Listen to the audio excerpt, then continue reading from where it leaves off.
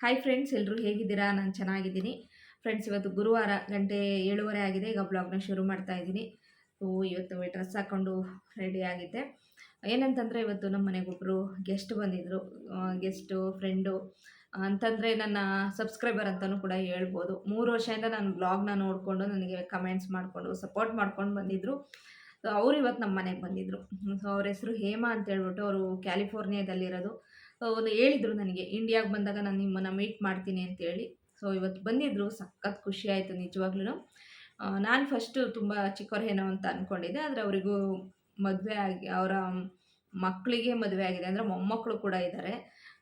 But ತುಂಬ ಯಂಗಾಗಿದ್ದಾರೆ. ನಾನು ಅವ್ರ ಫೋಟೋ ನೋಡಿದಾಗೆಲ್ಲ ತುಂಬ ಅಂದರೆ ಚಿಕ್ಕ ಮಕ್ಕಳಿರ್ಬೋದು, ಅಂದರೆ ಒಂದು ಮೀಡಿಯಮ್ ಆಗಿ ಒಂದು ಒಂದು 8th 9th ಮಕ್ಕಳಿರ್ಬೋದೇನೋ ಅಂತ ಅಂದ್ಕೊಂಡಿದ್ದೆ. ಖುಷಿ ಆಯಿತು ಅವ್ರು ನಮ್ಮ ಮನೆಗೆ ಬಂದಿದ್ದು. ತುಂಬ ಫ್ರೆಂಡ್ಲಿ ಅವರು. ಲಾಸ್ಟ್ ಮಂತು ನವೆಂಬರಲ್ಲಿ ಬರ್ತೀನಿ ಅಂತ ಒಂದು 2-3 ತಿಂಗಳಿಂದಲೇ ನನಗೆ ಮೆಸೇಜ್ ಮಾಡಿದರು ಇನ್ಸ್ಟಾಗ್ರಾಮಲ್ಲಿ. ಸರಿ ಮೇಡಮ್ ಬನ್ನಿ ಅಂತ ಹೇಳಿದೆ. ನವೆಂಬರ್ 30ನೇ ತಾರೀಕು ಬಂದರು. ಬಂದಿದ್ದ ದಿವಸನೇ ನನಗೆ ಬರೋದಕ್ಕಿಂತ ಮುಂಚೆನೇ ನಂಗೆ ಮೆಸೇಜ್ ಮಾಡಿದರು ಬರ್ತಾ ಇದ್ದೀನಿ ಅಂತೇಳಿ. ಸರಿ ಆವಾಗಲೇ ಒಂದು 2-3 ದಿನದಲ್ಲಿ ಬರ್ತಾರೇನೋ ಅಂತ ಅಂದ್ಕೊಂಡೆ. ಆಮೇಲೆ ಅವ್ರದ್ದು ಎಲ್ಲ ಬ್ಯುಸಿ ಇರುತ್ತಲ್ವ, ಅವ್ರ ಫ್ಯಾಮಿಲಿ ಮೆಂಬರ್ಸ್ನ ಮೀಟ್ ಮಾಡೋದು, ಎಲ್ಲ ಕಡೆ ಓಡಾಡೋದಿರುತ್ತಲ್ಲ, ಅದನ್ನೆಲ್ಲ ಮುಗಿಸ್ಕೊಂಡು ನಿನ್ನೆ ಬೆಂಗಳೂರಿಗೆ ಬಂದ್ರಂತೆ. ಮೈಸೂರು ಅವರು ಮೈಸೂರಲ್ಲಿದ್ದು ನಿನ್ನೆ ಬೆಂಗಳೂರಿಗೆ ಬಂದ್ರಂತೆ. ಬಂದಾದಮೇಲೆ ನನಗೆ ಕಾಲ್ ಮಾಡಿದ್ರು ಬಂದಿದ್ದೀನಿ ಅಂತೇಳಿ. ಸೊ ನಿನ್ನೆ ಬರಲಿಲ್ಲ, ಇವತ್ತು ಬಂದರು. ತುಂಬಾ ನನಗೆ ಖುಷಿ ಆಯಿತು. ಯಾಕಂದರೆ ಅಷ್ಟು ಪ್ರೀತಿಯಿಂದ ನಾನು ನೋಡಬೇಕು, ಅದರಲ್ಲಿ ನನ್ನ ಮಗಳನ್ನ ನೋಡಬೇಕು ಅಂತ ಬಂದ್ರಲ್ಲ, ಅದು ನಂಗೆ ಸಖತ್ ಖುಷಿ ಕೊಡ್ತು ನಿಜವಾಗ್ಲೂ. ಏನೋ ನಮ್ಮ ರಿಲೇಟಿವ್ ಏನೋ, ನಮ್ಮ ಸಿಸ್ಟರ್ ಏನೋ ಅನ್ನೋ ಒಂದು ಫೀಲ್ ಆಯಿತು. ನಾನು ಫಸ್ಟು ಅಯ್ಯೋ ಹೆಂಗೋಪ್ಪ, ಯಾಕಂದರೆ ಹೊರಗಡೆ ದೇಶದಲ್ಲಿ ಇರೋವಂಥವ್ರು ಅಲ್ವಾ, ನಮ್ಮಂಥವ್ರ ಮನೆಗೆ ಹೇಗೆ ಬರ್ತಾರೆ ಅನ್ನೋ ಒಂದು ಫೀಲ್ ಇತ್ತು. ಅಂದರೆ ಹೊಸೊಬ್ರು ಫಸ್ಟ್ ಟೈಮ್ ನೋಡ್ತಾ ಇರೋದು ಹಂಗಾಗಿ. ಬಟ್ ಏನೋ ನಮ್ಮ ಮನೆಯವರೋ ಏನೋ ಅನ್ನೋ ಒಂದು ಫೀಲ್ ಆಯಿತು. ಸಖತ್ ಖುಷಿ ಆಯಿತು. ನಾನೇನು ಮಾಡಿದ್ದೆ ಅಂದರೆ ಇವತ್ತು ಪುಲಾವ್ ಮಾಡಿದ್ದೆ. ಪುಲಾವ್ ಮಾಡಿಬಿಟ್ಟು ಜಾಮೂನ್ ಮಾಡಿದ್ದೆ. ಅವ್ರಿಗೆ ಅಂತಲೇ ನಾನು ಪುಲಾವ್ ಮಾಡಿಟ್ಟೆ, ಆಮೇಲೆ ಜಾಮೂನ್ ಮಾಡಿದೆ. ಸೊ ಸ್ವಲ್ಪ ತಿಂದ್ಕೊಂಡು ಜಾಮೂನ್ ಕೂಡ ತಿಂದರು. ಖುಷಿ ಆಯ್ತು ನನಗೆ. ಹಾಗೆ ತನುಗೆ ಅಂತ ಒಂದು ಗಿಫ್ಟ್ ಕೂಡ ತೊಗೊಂಬಂದಿದ್ರು, ಚಾಕ್ಲೇಟ್ ಕೂಡ ತೊಗೊಂಬಂದಿದ್ರು. ಖುಷಿಪಟ್ಟರು. ತನುಗೆ ಚೆನ್ನಾಗಿ ಓದು ಅಂತೆಲ್ಲನೇ ಹೇಳಿ ಒಂದು ಬ್ಲೆಸ್ ಮಾಡಿದ್ರು. ಖುಷಿ ಆಯ್ತು ನನಗೆ. ನನ್ನ ಹಸ್ಬೆಂಡೇ ಹೋಗಿ ಕರ್ಕೊಂಬಂದರು. 4:15 ಎಷ್ಟು ಜನ 5:15 ಬಂದಿದ್ರಲ್ಲ, 5:15 ಬಂದಿದ್ದವರು. 5:15 ಬಂದು ಆಮೇಲೆ 7 ಗಂಟೆ ತನಕ ಇದ್ದು 7 ಗಂಟೆಗೆ ನನ್ನ ಹಸ್ಬೆಂಡೇ ಹೋಗಿ ಕಳಿಸ್ಬಂದ್ರು. ಯಾಕಂದರೆ ಅವ್ರಿಗೂ ಕೂಡ ಬೆಂಗಳೂರಲ್ಲಿ ಅಷ್ಟೊಂದು ಓಡಾಡಿ ಅಭ್ಯಾಸ ಇಲ್ಲ, ಮೈಸೂರು ಅವ್ರದ್ದು, ಹಂಗಾಗಿ ಓಡಾಡಿ ಅಭ್ಯಾಸ ಇರಲಿಲ್ಲ ಅನ್ನೋತ್ತಿಗೆ ನಾನೇ ನನ್ನ ಹಸ್ಬೆಂಡ್ನೇ ಕಳಿಸ್ತೀನಿ ಮೇಡಮ್ ಅಂತಂದೆ. ಅವರೇ ಹೋಗಿ ಕೋರಮಂಗ್ಲದಿಂದ ಕರ್ಕೊಂಬಂದು ಇವಾಗ ಹೋಗಿ ಬಿಟ್ಟು ಅವ್ರು ಡ್ಯೂಟಿಗೆ ಹೋದರು. ಒಟ್ಟಾರೆ ಏನೋ ಒಂದು ಖುಷಿ ನನಗಿವತ್ತು. ಯೂಟ್ಯೂಬ್ ಚಾನಲ್ ಮಾಡಿದ್ದಕ್ಕೂ ಒಂಥರ ಸಾರ್ಥಕ ಅನ್ನಿಸ್ತು. ಯಾಕಂತಂದರೆ ಈ ರೀತಿಯಾಗಿ ಬಂದು ನಮ್ಮನ್ನು ಅಲ್ಲಿಂದ ನೋಡಬೇಕಂತ, ಮೀಟ್ ಮಾಡಬೇಕು ಅಂತ ಅಷ್ಟು ಒಂದು ಪ್ರೀತಿ ತೋರಿಸಿದ್ರಲ್ಲ, ಅದಕ್ಕೆ ನನಗೆ ಸಖತ್ತು ಖುಷಿ ಆಯಿತು. ಅದಕ್ಕೆ ಆ ಮೇಡಮ್ಗೆ ತುಂಬ ಥ್ಯಾಂಕ್ಸ್ ಹೇಳ್ತೀನಿ, ಹೇಮಾ ಮ್ಯಾಮ್ಗೆ. ಹೀಗೆ ನಮ್ಮನ್ನ ಸಪೋರ್ಟ್ ಮಾಡ್ತಾಯಿರಿ ಅಂತ ಕೇಳ್ಕೊತೀನಿ. ಮತ್ತು ನಾನು ನೆಕ್ಸ್ಟ್ ಬಂದಾಗಲೂ ಮೀಟ್ ಆಗೋಣ ಅಂತೆಲ್ಲ ಮಾತಾಡಿ ಸುಮಾರು ಒಂದು 1 ಅವರ್ ಹತ್ತತ್ರ 1.5 ಅವರ್ 2 ಅವರ್ ಹತ್ತತ್ರ ಆಯಿತು. 5:15 ಬಂದಿದ್ದು 7 ಗಂಟೆ, 1 ಮುಕ್ಕಾಲು ಅವರು ಅಷ್ಟೊತ್ತು ಕೂತ್ಕೊಂಡು ನಮ್ಮ ಮನೆಯಲ್ಲಿ ಮಾತಾಡಿದ್ದು ನಂಗೆ ಸಖತ್ ಖುಷಿ ಆಯಿತು. ಓಕೆ, ನಿಮಗೂ ಖುಷಿಯಾಗಿರುತ್ತೆ ಅಂತಲೇ ಅಂದ್ಕೊಳ್ತೀನಿ. ಹಂಗಾಗಿ ಈ ವಿಷಯ ನಿಮ್ಮ ಜೊತೆ ಶೇರ್ ಮಾಡ್ಕೊಳ್ಳೋಣ ಅಂತೇಳಿ ಅವ್ರ ಹತ್ರ ಕೇಳಿದೆ, ಒಂದು ಕ್ಲಿಪ್ನ ಶೇರ್ ಮಾಡಲಾ ಅಂತೇಳಿ. ಪರವಾಗಿಲ್ಲ ತೊಗೊಳ್ಳಿ ಅಂತಂದರು. ಅವ್ರ ಜೊತೆ ಫೋಟೋ ಸೆಲ್ಫಿ ಎಲ್ಲ ತೆಕ್ಕೊಂಡು ತಾಂಬೂಲ ಎಲ್ಲ ಕೊಟ್ಟು ನಾನು ಕೂಡ ಕಳಿಸ್ದೆ. ಅವ್ರಿಗಂತ ಒಂದು ಗಿಫ್ಟ್ ಕೂಡ ತೊಗೊಂಡಿದ್ದೆ. ಒಂದು ಗಿಫ್ಟ್ ಕೂಡ ನಾನು ಕೊಡೋಣ ಅಂತ ಹೋದೆ. ಅವ್ರು ಏನು ಎಷ್ಟು ಫೋರ್ಸ್ ಮಾಡಿದ್ರು ಕೂಡ ತೊಗೊಳ್ಳೇ ಇಲ್ಲ. ನಾನು ನೆಕ್ಸ್ಟ್ ಟೈಮ್ ಬಂದಾಗ ತೊಗೊಂಡೋಗ್ತೀನಿ ಅಂತೇಳಿ. ಅದು ಸ್ವಲ್ಪ ವೆಯ್ಟ್ ಇತ್ತು, ಹಂಗಾಗಿ ಮತ್ತೆ ತೊಗೊಂಡೋಗ್ಬೇಕಾದ್ರೆ ಅವ್ರಿಗೆ ಕಷ್ಟ ಆಗುತ್ತೆ ಫ್ಲೈಟಲ್ಲಿ ಅಂತೆಲ್ಲ ಅಂದ್ಕೊಂಡ್ರೇನೋ. ಸೊ ನೆಕ್ಸ್ಟ್ ಟೈಮ್ ಬಂದಾಗ ಖಂಡಿತ ತೊಗೋತೀನಿ ಅಂತೇಳಿ ಹೋದರು. ಒಂದು 7 ತಿಂಗಳಲ್ಲಿ ವಾಪಸ್ ಬರ್ತೀನಿ ಅಂತಂದರು. ಏನೋ ಒಟ್ಟಾರೆ ಅವ್ರು ನಮ್ಮ ಮನೆಗೆ ಬಂದ್ರಲ್ಲ, ಅದೇ ಒಂದು ದೊಡ್ಡ ಖುಷಿ ನನಗೆ. ಇದು ನಿಮ್ಮ ಜೊತೆ ಶೇರ್ ಮಾಡೋಣ ಅಂತ ಮಾಡಿದೆ. ಓಕೆ, ಈ ಬ್ಲಾಗ್ನ ನಾನು ನಾಳೆ ತನಕ ತೊಗೊಂಡೋಗ್ತೀನಿ. ಹಾಗೆ ಅವ್ರದ್ದು ಒಂದು ಕ್ಲಿಪ್ ಕೂಡ ಶೇರ್ ಮಾಡ್ತೀನಿ. ಅದನ್ನು ಕೂಡ ನೋಡಿ ನನ್ನ ಚಾನಲ್ನ ಹೊಸ್ದಾಗಿ ನೋಡ್ತಿರೋ ಪ್ಲೀಸ್ ಸಪೋರ್ಟ್ ಮಾಡಿ. ಸಬ್ಸ್ಕ್ರೈಬ್ ಮಾಡಿದೆ ಯಾರಾದರೂ ನೋಡ್ತಾ ಇದ್ದರೆ ಸಬ್ಸ್ಕ್ರೈಬ್ ಮಾಡಿ, ಓಕೆನಾ? ಲೈಕ್ ಮಾಡಿ ಫ್ರೆಂಡ್ಸ್. ಹಾಗೇ ಓಕೆ, ವ್ಲಾಗ್ ಕಂಟಿನ್ಯೂ ಆಗುತ್ತೆ, ನಾಳೆ ತನಕ ನೋಡ್ತಾ ಇರಿ ಫ್ರೆಂಡ್ಸ್. ಇವರೇ ಅವರು, ನೀವು ನೋಡ್ತಾ ಇದ್ದೀರಲ್ಲ. ಸೊ ಅವ್ರ ಹತ್ರ ಪರ್ಮಿಷನ್ ತೊಗೊಂಬಿಟ್ಟೆ ಸುಮ್ಮನೆ ಹಾಗೆ ಒಂದು ಕ್ಲಿಪ್ ತೆಕ್ಕೊಂಡೆ ಅಷ್ಟೇ. ಹಾಗೆ ಸೆಲ್ಫಿ ತೆಕ್ಕೊಂಡ್ವಿ. ಬಂದಿದ್ದು ಜ್ಞಾಪಕಾರ್ಥವಾಗಿ ಒಂದು ಸೆಲ್ಫಿ ಇರಲಿ ಅಂತೇಳಿ ನನ್ನ ಫೋನಲ್ಲಿ ಕೂಡ ತೆಕ್ಕೊಂಡು ಅವ್ರ ಫೋನಲ್ಲೂ ತೆಕ್ಕೊಂಡ್ವಿ. ತುಂಬ ಖುಷಿ ಆಯಿತು ಫ್ರೆಂಡ್ಸ್ ನಿಜವಾಗ್ಲೂ. ಹಾಗೆ ಮ್ಯಾಮ್ ಬಗ್ಗೆ ಇನ್ನೊಂದು ಸ್ವಲ್ಪ ಹೇಳ್ಬೇಕಂತಂದರೆ, ಅವರು ಗೌರ್ಮೆಂಟ್ ಜಾಬಲ್ಲಿದ್ದಾರೆ. ಕ್ಯಾಲಿಫೋರ್ನಿಯಾದಲ್ಲಿ ಕಮಿಷನರ್ ಆಫೀಸಲ್ಲಿ ಅಕೌಂಟ್ಸ್ ಏನೋ ನೋಡ್ತೀನಿ ಅಂತಂದರು, ಗೌರ್ಮೆಂಟ್ ಜಾಬಲ್ಲಿ. ಸೊ ಅಲ್ಲಿ ವರ್ಕ್ ಮಾಡ್ತಾ ಇರೋದು, ಅಲ್ಲಿ ಒಂದು ಗೌರ್ಮೆಂಟ್ ಕೆಲಸ ಗಿಟ್ಟಿಸ್ಕೊಂಡು ಕೆಲಸ ಮಾಡೋದು ಅಂದರೆ ಅದು ಈಸಿ ವಿಷಯ ಅಲ್ಲ. ತುಂಬಾ ಹೆಮ್ಮೆ ಅನ್ನಿಸ್ತು ಅವ್ರ ಬಗ್ಗೆ ನನಗೆ. ಎಷ್ಟು ಡೌನ್ ಟು ಅರ್ತ್ ಅಂದರೆ ನಿಜವಾಗ್ಲೂ ಅಷ್ಟು ಖುಷಿ ಆಯಿತು. ಅವ್ರನ್ನ ಈಗ ನಾನು ಕಳಿಸ್ತಾ ಇದ್ದೀನಿ ಕೆಳಗಡೆ ಹೋಗಿ. ನೋಡಿ ಎಷ್ಟು ಪ್ರೀತಿ ತೋರಿಸ್ತಾರೆ, ನನಗಂತೂ ಅಷ್ಟು ಸಂತೋಷ ಆಯಿತು. ಅವ್ರು ನಮ್ಮ ಮನೆಗೆ ಬಂದಿದ್ದು. ಮತ್ತೆ ಬನ್ನಿ ಮ್ಯಾಮ್ ಮತ್ತೆ ಸಿಗೋಣ ಅಂತಂದರು. ಆಗ ನೆಕ್ಸ್ಟ್ ಟೈಮ್ ಬಂದಾಗ ಸಿಟಿಯಲ್ಲೆಲ್ಲ ಓಡಾಡೋಣ ಅಂತೆಲ್ಲ ನನ್ನ ಹತ್ರ ಮಾತಾಡಿದ್ರು. ಆಯಿತು ಮೇಡಮ್ ಅಂತೇಳಿ ಅವ್ರನ್ನ ಕಳಿಸ್ತಾ ಇದ್ದೀನಿ. ಇನ್ನೂ ಸ್ವಲ್ಪ ಹೊತ್ತು ಇದ್ದಿದ್ರೆ ನಂಗೆ ಇನ್ನೂ ಖುಷಿ ಆಗೋದು, ಬಟ್ ಲೇಟ್ ಆಗಿಬಿಡುತ್ತಂತೇಳಿ ಕಳಿಸ್ತಾ ಇದ್ದೀನಿ. ಆಲ್ರೆಡಿ 7 ಗಂಟೆ ಆಗಿತ್ತಲ್ವ, ಹಂಗಾಗಿ. ಹಾಗೆಯೇ ಒಳಗಡೆ ಬಂದಾದಮೇಲೆ ಅವರು ಗಿಫ್ಟು ಮತ್ತು ಚಾಕ್ಲೇಟ್ ಎಲ್ಲ ತೊಗೊಬಂದಿದ್ರು ಅಂತ ಹೇಳಿದ್ನಲ್ವ ತನುಗೆ. ಚಾಕ್ಲೇಟು ನೋಡಿ, ಈಗ ಚಾಕ್ಲೇಟ್ ಓಪನ್ ಮಾಡ್ತಾಯಿದ್ದೀನಿ. ಚಾಕ್ಲೇಟ್ ಅಂತೂ ತನುಗೆ ತುಂಬಾ ಇಷ್ಟ, ಹಂಗಾಗಿ ಅವಳು ಎಕ್ಸೈಟ್ ಆಗಿದ್ಲು ಚಾಕ್ಲೇಟ್ ತಿನ್ನೋದಕ್ಕೆ. ಸರಿ ಆಯಿತು ಓಪನ್ ಮಾಡು ಅಂತಂದೆ. ಈಗ ಅವಳು ಓಪನ್ ಮಾಡಿ ತಿಂತಾಯಿದ್ದಾಳೆ.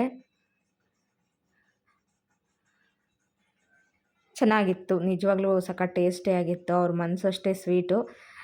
ನಿಜವಾಗಿ ಖುಷಿ ಆಯ್ತು ನನಗೆ ತುಂಬಾ. ಸ್ವಲ್ಪ ತಿನ್ನು, ಜಾಸ್ತಿ ತಿನ್ನಬೇಡ, ಇಟ್ಕೊಂಡು ತಿನ್ನು ಅಂತ ಹೇಳಿದೆ. ನಾನು ಕೂಡ ಒಂಚೂರು ಟೇಸ್ಟ್ ಮಾಡಿದೆ, ಹಾಗೆ ತನೂ ಟೇಸ್ಟ್ ಮಾಡಿದ್ಲು. ತನಗಂತೂ ತುಂಬಾ ಇಷ್ಟ ಆಯಿತು. ಮೊದಲೇ ಚಾಕ್ಲೇಟ್ ಅಂದರೆ ಇಷ್ಟ, ಇನ್ನು ಫಾರಿನ್ ಚಾಕ್ಲೇಟ್ ಅಂದರೆ ಇನ್ನೂ ನಿಮ್ಗೆ ಗೊತ್ತಲ್ವ ಎಷ್ಟು ಚೆನ್ನಾಗಿರುತ್ತಂತೇಳಿ. ಸೊ ತನಗೆ ಸಖತ್ ಖುಷಿ ಆಯಿತು, ನನಗೂ ಕೂಡ ತುಂಬಾ ಖುಷಿ ಆಯಿತು ಟೇಸ್ಟ್ ಮಾಡಿ. ಸ್ವಲ್ಪ ತಿಂದುಬಿಟ್ಟು ಇವಾಗ ಎತ್ತಿ ಫ್ರಿಜ್ಜಲ್ಲಿಟ್ಲು. ಮತ್ತು ಅದಾದಮೇಲೆ ನಾನು ವ್ಲಾಗ್ನ ಮಾಡಲಿಲ್ಲ, ಯಾಕಂದರೆ ಪುಲಾವ್ ಮಾಡಿದ್ದೆ ನಾನು ಆಲ್ರೆಡಿ. ಅವ್ರು ಬರೋ ಟೈಮಲ್ಲಿ ಸಂಜೆ ನಾನು ಪುಲಾವ್ ಮಾಡಿ ಜಾಮೂನ್ ಮಾಡಿದ್ದೆ, ಅದನ್ನೇ ನಾವು ರಾತ್ರಿನೂ ಕೂಡ ತಿಂದ್ಕೊಂಡ್ವಿ. ಹಾಗೆ ಇಲ್ಲಿ ನೆಕ್ಸ್ಟ್ ಡೇ ಮಾರ್ನಿಂಗ್ ಈಗ ನಾನು ಇದು ಮಾಡ್ತಾಯಿದ್ದೀನಿ ಅಂದರೆ, ರವೆನ ಆಲ್ರೆಡಿ ಒಂದು ಅರ್ಧ ಗಂಟೆ ಮುಂಚೆ ನೆನೆಸಿದ್ದೆ ನಾನು. ಕ್ಯಾರೆಟ್ ತುರ್ಕೊಂಡು ಈರುಳ್ಳಿ ಹಾಕ್ಬಿಟ್ಟು ಸುಮ್ಮನೆ ಹಾಗೆ ಸಿಂಪಲ್ಲಾಗಿ ಒಂದು ರವೆ ರೊಟ್ಟಿ ಮಾಡ್ಕೊಳ್ಳೋಣ ಅಂತೇಳಿ ಮಾಡ್ತಾಯಿದ್ದೀನಿ. ಇವತ್ತಿನ ಬ್ಲಾಗ್ ಇದು, ಇವತ್ತು ಬೆಳಗ್ಗೆದು. ಇವತ್ತು ತನು ಸ್ಕೂಲಿಗೆ ಅಂದರೆ ಇವತ್ತು ಸ್ಕೂಲಿಗೆ ಹೋಗಿಲ್ಲ ಅವಳು. ಇವತ್ತಿಗೆ ಲಾಸ್ಟು ಸ್ಕೂಲು, ಮತ್ತು ರಜಾ, ನಾಳೆಯಿಂದ ರಜಾ ಅವಳಿಗೆ. Christmas holiday. 2ನೇ ತಾರೀಕಿಗೆ ಮತ್ತೆ ಓಪನ್. 1ನೇ ತಾರೀಕು ತನಕ ರಜಾ, 2ನೇ ತಾರೀಕಿಗೆ ಓಪನ್ ಇದೆ. 2ನೇ ತಾರೀಕಿಗೆ ಹೋಗಬೇಕು. ಮತ್ತು 3ನೇ ತಾರೀಕಿಂದ ಅಲ್ಲೇ ಅವಳಿಗೆ ಸೆಕೆಂಡ್ ಅಸೆಸ್ಮೆಂಟು ಇದೆ, ಅಂದರೆ ಟೆಸ್ಟ್ ಇದೆ. ಹಂಗಾಗಿ ಸೊ ನಾನು ರವೆ ರೊಟ್ಟಿ ಯೂಶ್ವಲಿ ಇದೇ ಥರ ಮಾಡೋದು. ಅಂದರೆ ಸ್ವಲ್ಪ ತರಕಾರಿ ಎಲ್ಲ ಹಾಕ್ಕೊಂಡು ಮಾಡಿಕೊಂಡ್ರೆ ಚೆನ್ನಾಗಿರುತ್ತೆ. ಇವತ್ತು ಕ್ಯಾರೆಟ್ ಇತ್ತಲ್ವ, ಕ್ಯಾರೆಟು ಮತ್ತು ಈರುಳ್ಳಿ ಎಲ್ಲ ಹಾಕಿ ಈ ರೀತಿ ತೆಳುವಾಗಿ ಸ್ವಲ್ಪ ಸ್ಪ್ರೆಡ್ ಮಾಡ್ಕೊಳ್ತಾ ಹೋಗ್ತೀನಿ ಅಷ್ಟೇ. ಅದನ್ನೊಂದು ಅರ್ಧ ಗಂಟೆ ಮುಂಚೆ ನೆನೆಸಿಟ್ಬಿಟ್ರೆ ರವೆ ಎಲ್ಲ ಚೆನ್ನಾಗಿ ನೆಂದಿರುತ್ತೆ. ಅದ್ರ ಜೊತೆಗೆ ಈರುಳ್ಳಿ, ಉಪ್ಪು ಮತ್ತು ಸ್ವಲ್ಪ ಹಸಿರು ಮೆಣಸಿಕಾಯಿ, ಹಾಗೆಯೇ ಸ್ವಲ್ಪ ಕೊತ್ತಂಬರಿ ಸೊಪ್ಪು ಎಲ್ಲ ಹಾಕ್ಕೊಂಡ್ರೆ ಆಗುತ್ತೆ. ನಾನು ಹಸಿರು ಮೆಣಸಿಕಾಯಿನ ಹಾಕೋಕೆ ಹೋಗಲಿಲ್ಲ ಇವತ್ತು. ಖಾರ ಅಂತ ಹೇಳ್ತಾಳೆ ಅಂತ ನಾನು ಹಸಿರು ಮೆಣಸಿಕಾಯಿ ಹಾಕಲಿಲ್ಲ. ಸ್ವಲ್ಪ ಮೇಲೆ ಬೆಣ್ಣೆ ಹಾಕ್ಕೊಟ್ಟೆ, ಅವಳಿಗೆ ಇಷ್ಟ ಆಗುತ್ತೆ ಬೆಣ್ಣೆ ಹಾಕ್ಕೊಟ್ರೆ ಅಂತೇಳಿ. ಮೇಲೆ ಬೆಣ್ಣೆ ಹಾಕಿ ಅದ್ರ ಜೊತೆಗೆ ಸಾಸು ಜೊತೆ ತಿಂದರೆ ತುಂಬ ಟೇಸ್ಟಿಯಾಗಿರುತ್ತೆ. ಆದರೆ ಸ್ವಲ್ಪ ಬೇಯೋತ್ತಿಗೆ ಲೇಟ್ ಆಗುತ್ತೆ, ಅಂದರೆ ನಾವು ಅದನ್ನು ಮುಚ್ಚಳ ಮುಚ್ಚಿ ಬೇಯಿಸ್ಬೇಕಲ್ವ, ಹಾಗಾಗಿ. ನನಗೆ ತನಗೆ ಇಬ್ಬರಿಗೆ ಅಂತೇಳಿ ನನಗೆ 2 ರೊಟ್ಟಿ, ಅವಳು 2 ರೊಟ್ಟಿ ಹಾಕ್ಕೊಂಡು ತಿಂದ್ವಿ. ಅದಾದಮೇಲೆ ಮತ್ತು ನಾನು ಮಧ್ಯಾಹ್ನ ರೈಸ್ ಮಾಡಿ ಹಾಗೆ ಸ್ವಲ್ಪ ಟೊಮೆಟೊ ಸಾಂಬಾರು ಮಾಡಿ ತಿಂದಿದ್ವಿ ಮಧ್ಯಾಹ್ನ. ಅವಾಗ ವ್ಲಾಗ್ ಮಾಡೋಕ್ಕಾಗಲಿಲ್ಲ. ಈವ್ನಿಂಗ್ ಮತ್ತೆ ವ್ಲಾಗ್ನ ಕಂಟಿನ್ಯೂ ಮಾಡ್ತಾಯಿದ್ದೀನಿ. ಈವ್ನಿಂಗ್ ಸಾಯಂಕಾಲ ದೇವ್ರ ಪೂಜೆ ಮಾಡಿದ್ದು, ಹಾಗೆ ಹುರುಳಿಗೂ ಸ್ವಲ್ಪ ಹೂವೆಲ್ಲ ಹಾಕಿ ದೀಪ ಹಚ್ಚಿದ್ನಲ್ವ, ನೋಡೋದಕ್ಕೆ ಖುಷಿ ಆಗ್ತಾಯಿತ್ತು. ಹಾಗಾಗಿ ಅದನ್ನು ಕೂಡ ಒಂದು ಕ್ಲಿಪ್ ತೊಗೊಂಡೆ. ಅದ್ರ ಜೊತೆಗೆ ದೇವ್ರ ಪೂಜೆ ಕೂಡ ಸಿಂಪಲ್ಲಾಗಿ ಇವತ್ತು ಮಾಡಿದ್ದೀನಿ. ಇಷ್ಟು ನೋಡ್ಬೋದು. ಹಾಗೆ ಹೊರಗಡೆನೂ ದೀಪ ಹಚ್ಚಿದೆ. ಗಾಳಿಯಿಂದ ನಿಲ್ಲಲ್ಲ ದೀಪ, ಒಂದು 5 ನಿಮಿಷನೂ ಉರಿಯಲ್ಲ, ಹಾಗಾದರೂ ಹಚ್ಚಿದ್ದೀನಿ.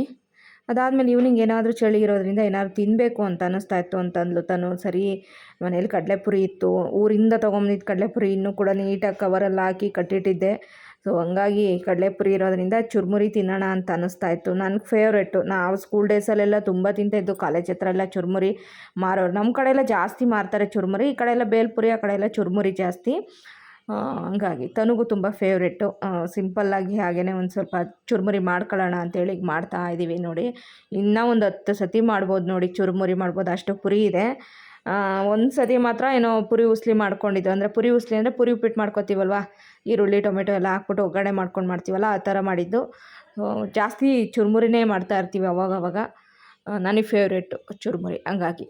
ಹಾಗೆಯೇ ಸ್ವಲ್ಪ ಈರುಳ್ಳಿ, ಹಾಗೆಯೇ ಸ್ವಲ್ಪ ಕ್ಯಾರೆಟು ಎಲ್ಲ ತುರಿದಾಕಿ, ಹಾಗೆಯೇ ಟೊಮೆಟೊ ಮತ್ತು ಕೊತ್ತಂಬರಿ ಸೊಪ್ಪು ಎಲ್ಲ ಹಾಕ್ಕೊಂಡು ಅದ್ರ ಮೇಲೆ ಸ್ವಲ್ಪ ಉಪ್ಪು, ಖಾರ ಪುಡಿ ಹಾಕಿ. ಇವತ್ತು ಅವಳು ಸ್ವಲ್ಪ ಎಕ್ಸ್ಟ್ರಾ ಏನು ಮಾಡಿದ್ಲು ಅಂದರೆ ಲೆಮನ್ ಕೂಡ ಹಾಕಿದ್ಲು. ಇದಕ್ಕೆ ಸ್ವಲ್ಪ ಎಣ್ಣೆ ಹಾಕ್ಕೊಂಡು ಕಡಲೆಬೀಜ ಎಲ್ಲ ಫ್ರೈ ಮಾಡಿ ಹಾಕ್ಕೊಂಡ್ರೆ ಇನ್ನೂ ಚೆನ್ನಾಗಿರುತ್ತೆ. ನಾನು ಇವತ್ತು ಕಡಲೆಬೀಜ ಏನು ಬೇಡ ಬಿಡು, ಹಾಗೆಯೇ ಇಷ್ಟನ್ನೇ ಮಾಡ್ಕೊಂಡು ತಿನ್ನೋಣ ಅಂತ ಅಂದೆ ಅವಳಿಗೆ. ಹಂಗಾಗಿ ಅಷ್ಟನ್ನು ಮಾತ್ರ ಹಾಕಿದ್ದಾಳೆ. ಚೆನ್ನಾಗಾಗಿತ್ತು ಮಾತ್ರ. ನಮ್ಮ ತನು ಆವಾಗವಾಗ ಈ ಚುರುಮುರಿ ಮಾಡೋದು ಈ ಥರದ್ದೆಲ್ಲ ಏನೇನಾದರೂ ಮಾಡ್ತಾ ಇರ್ತಾಳೆ. ಅವಳಿಗಿಷ್ಟ ಈ ರೀತಿ ಎಲ್ಲ ಮಾಡೋದು ಅಂದರೆ. ವೆರೈಟಿಯಾಗಿ ಟ್ರೈ ಮಾಡೋದು ಜಾಸ್ತಿ. ಪ್ಯಾನ್ ಕೇಕ್ಗಳು ಮಾಡೋಕ್ಕೆ ಹೋಗೋದು, ಈ ಥರ ಚುರುಮುರಿಗಳು ಮಾಡೋದು, ರಸಮ್ ಮಾಡೋದು ಅದೆಲ್ಲ ಅವಳಿಗೆ ಬರುತ್ತೆ. ಹಾಗೇನು 10 ದಿನ ಬೇರೆ ರಜಾ ಕೊಟ್ಟಿದ್ದಾರೆ. ಇನ್ನು ಊರಿಗೆ ಹೋಗೋದು ಏನು ಮಾಡೋದು ಅಂತ ಗೊತ್ತಿಲ್ಲ. ಕರೋನಾ ಬೇರೆ ಜಾಸ್ತಿ ಆಗ್ತಾಯಿದೆ ಅಂತ ಹೇಳ್ತಾ ಇದ್ದಾರೆ. ಸೊ ನೋಡಬೇಕು, ಇನ್ನು ಊರಿಗೆ ಹೋಗೋ ಪ್ಲ್ಯಾನ್ ಇಲ್ಲ. ಓಕೆ, ಇದೊಂದು ಚಿಕ್ಕ ವ್ಲಾಗು ನಿಮಗೆ ಇವತ್ತು ಇಷ್ಟ ಆಗಿದೆ ಅಂತಲೇ ಅಂದ್ಕೊಳ್ತೀನಿ. ಇಷ್ಟ ಆದರೆ ಪ್ಲೀಸ್ ಲೈಕ್ ಮಾಡಿ, ಹಾಗೆ ಹೊಸಬ್ರಾಗಿದ್ದರೆ ಪ್ಲೀಸ್ ಸಬ್ಸ್ಕ್ರೈಬ್ ಮಾಡಿ. Thank you for watching. Good night, take care.